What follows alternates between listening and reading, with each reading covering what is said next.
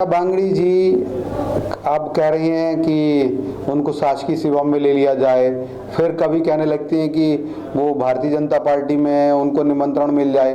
तो देखिए, आप निशा बांगड़ी जी, आपकी दिशा ही नहीं रही है।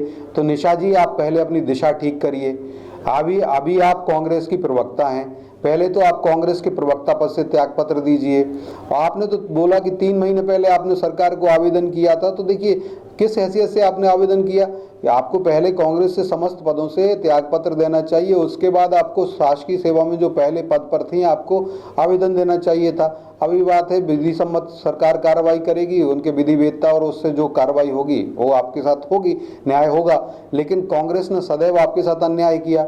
जब आपने टिकट मांगा, आपको टिकट नहीं दिया, जबकि पूर्ण समय था। आपका त्यागपत्र भी हाईकोर्ट के निर्देश पर स्वीकार कर लिया गया था सरकार द्वारा, लेकिन उसके 1-2 दिन पहले ही किसी दूसरे प्रत्याशी का नाम घोषित कर दिया जिस सीट से आप टिकट मांग रही थी। तो उसी समय आपके साथ एक बहुत बड़ा छल जो है, अन्याय कांग्रेस ने कर दिया था। और अभी भी आप कांग्रेस की प्रवक्ता हैं, लेकिन आप पहले वहां पर त्याग करिए, उसके बाद आएगा। और रही बात, कांग्रेस तो सदैव महिला विरोधी रही हुई है, आप भी उसी का शिकार हुई हैं, क्योंकि राहुल गांधी जी कहते हैं कि शक्ति से लड़ रहे हैं वो लोग, हिंदू धर्म की शक्ति से। तो हम तो समस्त माताओं बहनों में ही माँ दुर्गा, सरस्वती और लक्ष्मी का रूप देखते हैं। कांग्रेस उससे लड़ रही है। और सुप्रिया श्रीनेत जी राष्ट्रीय प्रवक्ता हैं, वो भी कहती हैं कि महिलाओं के जो राष्ट्रीय महिलाओं की अस्मिता को, पूरे देश की महिलाओं को उनकी मंडी में भाव लगवाती हैं। या रणदीप सिंह सुरजेवाला जी हैं, जिनको कि चुनाव आयोग ने नोटिस भी दिया हुआ है, वो महिलाओं को भोग विलास वाली वस्तु बताते हैं।